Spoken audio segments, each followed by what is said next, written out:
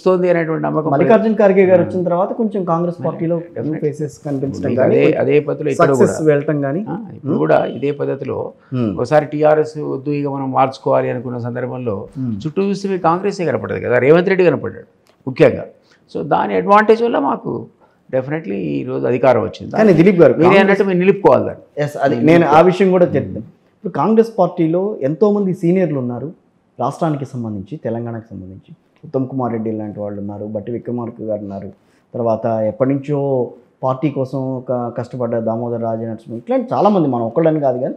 So అందరినీ వాళ్ళకి దక్కని ముఖ్యమంత్రి పదవి ఈయనకి ఇవ్వటం అనేది మొదట్లో చాలా వ్యతిరేకత కనిపించింది. ఆ వ్యతిరేకత ఇప్పటికీ కూడా చాప కింద నీరులా నడుస్తోందని చెప్పి అని అంటున్నారు కాంగ్రెస్ పార్టీకి సంబంధించిన కొంతమంది సీనియర్ నేతలు. ఇంకా ఇన్నాళ్ళు అయినా కూడా మీకు తెలంగాణ ఇచ్చిన తర్వాత కాంగ్రెస్ మీకు తెలుసు ఒకటే పోటీ చేసింది.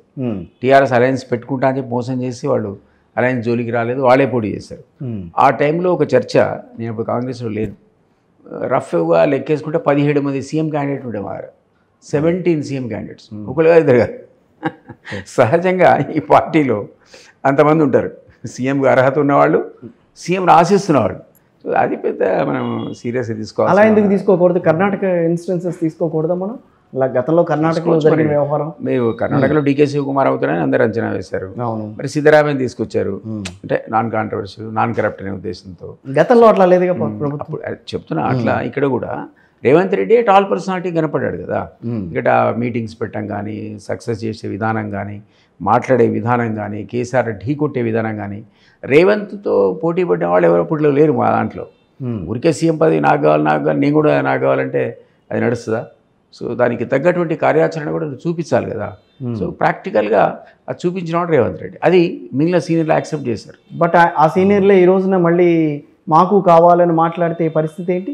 అడగచ్చు, ఎనీ టైం ఎవ్రీబడి ఎలిజిబుల్. దాన్ని ఎవరైనా అర్హత ఉన్నవాడిని మీరు. కాంగ్రెస్ పార్టీ ఎవరిని నమ్మదు, సీఎం క్యాండిడేట్స్ ఎవరిని నమ్మదు అన్న నానుడిని మళ్ళీ అది పునరావృతం చేసే అవకాశం. ఈ మధ్యకాలంలో మీరు ఇక్కడ చూసినట్టయితే ఒకప్పుడు మీరు అన్నట్టు సీల్డ్ కవర్ కల్చర్ ఉండేది.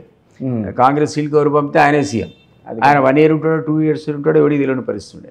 దాన్ని అధిగమించి చాలా రాష్ట్రాల లోపల పూర్తి టర్మ్ సీఎం ఉండే పరిస్థితి మీరు చూశారు గత 5 ఏళ్లలో. అట్లా మేము మార్చలే, దేశవ్యాప్తంగా కూడా ఉన్నవాడే ఉన్నాడు, 5 ఏళ్ల వరకు ఉన్నాడు తప్ప ఇదివరకు లాగా సీల్డ్ కవర్ సీఎంలు అనే కల్చర్ పోయింది. వాళ్ళు కన్విన్స్ చేసి వాళ్ళే ఎన్నుకోవాలి, ఎన్నుకున్న తర్వాత వాళ్ళు ఉండాలి 5 ఏళ్ళు అనే సిస్టమే తప్ప పాత కల్చర్ పోయింది ఆ కాంగ్రెస్. కాబట్టి డెఫినెట్లీ సీఎంగా ఈయన కూడా కొనసాగుతాడని నేను అనుకుంటున్నాను. కానీ నిన్న మొన్న బీఆర్ఎస్కి సంబంధించిన కొంతమంది సీనియర్ నేతలతో మాట్లాడితే వచ్చారు, బాగానే ఉంది, కాంగ్రెస్ గవర్నమెంట్ ఫామ్ అయింది, కానీ ఢిల్లీ చుట్టూ ప్రదక్షిణలు చేస్తున్నారు, ఎందుకు? కారణం ఏమన్నా ఉందా దానికి? ఢిల్లీకి దాదాపుగా ఇప్పటికీ రేవంత్ రెడ్డి గారు గవర్నమెంట్ వచ్చిన తర్వాత 18 సార్లు వెళ్ళారు ఆల్మోస్ట్. అంత అవసరమా? అధిష్టానం ఉంది కదండి, అక్కడ అధిష్టానం ఉంది. అధిష్టానం దగ్గర కంపల్సరీ మీరు ప్రతి కీలక నిర్ణయాలు తీసుకున్నప్పుడు అధిష్టానాన్ని అడగాల్సిన పరిస్థితి వస్తుంది. ఒక అధిష్టానం మాకు ఉంది కాబట్టి. ఇప్పుడు టీఆర్ఎస్ ఉందనుకోండి, అక్కడ అధిష్టానం ఇక్కడే ఉంటుంది, హైదరాబాద్ ఉంటుంది. వాళ్ళ రీజనల్ పార్టీస్ ఉన్నాయనుకోండి, వాళ్ళ అధిష్టానం లోకల్గా ఉంటుంది. కాబట్టి మనకు కనపడదు. కాంగ్రెస్ సహజంగా కూడా మనం అక్కడికి పోతాం కాబట్టి, అడుగుతాం కాబట్టి, వాళ్ళ ఈయన ఏ మేజర్ నిర్ణయం తీసుకుందామన్న కార్పొరేషన్ చైర్మన్ ఉన్నారు. ఇవ్వాలంటే మాట అయితే అక్కడ చెప్పి రావాలి కదా, పలానా వెనకిస్తున్నా అని.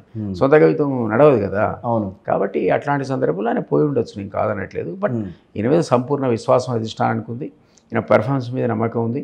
మనం చూసిన పెర్ఫార్మెన్స్లో కూడా డెఫినెట్లీ ఈయన ఆశించిన స్థాయిలోనే పనిచేస్తున్నాడు. తక్కువ ఏమాత్రం మీరు అంచనా వేయడానికి. హామీలు నిలబెట్టుకునే క్రమంలో కేంద్ర అధిష్టానం దగ్గర కంపల్సరీగా పర్మిషన్ తెచ్చుకోవాలన్న ఏది దానికి అవసరం లేదు, దానికి ఏం అవసరం లేదు. అట్లాంటివి హామీలు ఆల్రెడీ ఇచ్చేసి ఆల్రెడీ యాక్సెప్ట్ మేనిఫెస్టోలో వచ్చే దాని ఇంప్లిమెంటేషన్ బడ్జెట్ రియాలికేషన్స్ మీరు ఇచ్చుకోవాలి, ఇంప్లిమెంట్ చేయాలి. దానికి ఇంకో